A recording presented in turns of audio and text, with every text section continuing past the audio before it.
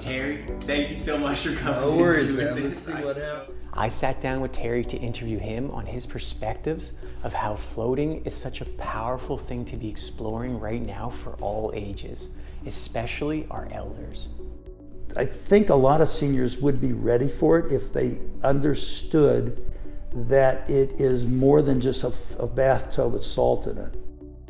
The float chamber does really make it simple for people to come in, get into the chamber, close the door, and immerse yourself. Yeah, and float away. The total relaxation that you can allow yourself to achieve while you're in there is beyond description. Whether we realize it or not, and we don't really grasp the concept of this, we're constantly being bombarded with input, constantly. And the escape from input, telephones, COVID, wonderful COVID, all the things that are surrounding us in the world today, and just to know that there's a sanctuary that is quiet and peaceful, and it's not going to disturb you until your time's up. For elders not to have this experience, they're missing out on an important part of life. And what part is that? Well, you're playing at the end game here.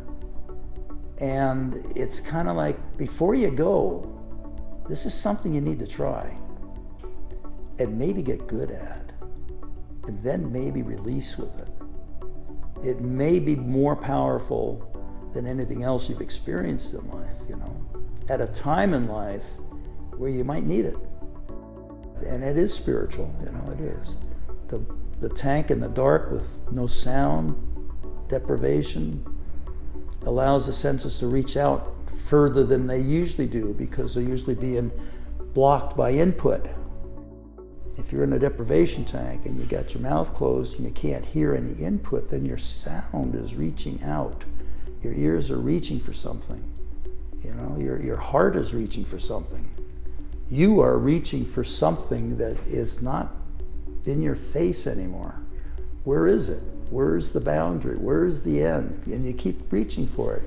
And I think that is the closest we can get to, in this life anyway, understanding the boundaries of the universe. I'm 75 years old this year, so I look back at my history, and floating has been sort of in my peripheral vision for a number of years. I was fortunate as a kid in my early teens to be trained in scuba diving by a Navy SEAL. My cousin was a Navy SEAL. So he took me out, we jumped in the ocean and with tanks on, and started, for the first time in my life, feel the freedom of weightlessness. And I was hooked.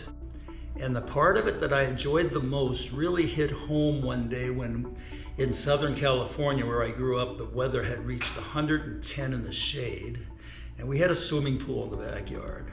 And I threw on my tanks and I went and I sat at the bottom of the pool. But again, the idea of sitting weightless in a body of water, which you're not supposed to be in, breathing, was a unique experience and sort of more than an escape from reality. It was almost, the longer I was there, the more I wanted to stay there. And I knew I was limited on air, so there was going to be an end to it. So the beginning of my floating experience really goes way back to the first experience with weightlessness in a theoretical silent area of the planet Earth, which opens a whole horizon, because the only other place you can go is into outer space to get something like that. And here it is right at home. So when you come to the idea of floating in a chamber, it's in that realm of transposing yourself physically first, but then mentally into a different dimension that is right here at our fingertips. And that dimension that opens to us is something that people need to experience. It's a part of our environment that is here that we're not exposed to on a regular basis, but those that are gain a perspective on the world that you don't get any other way.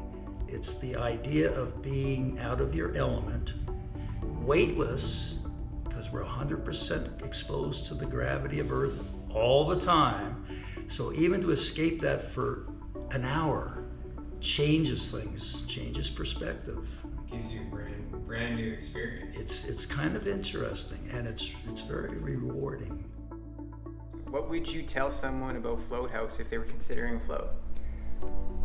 Go down, get yourself a nice big package,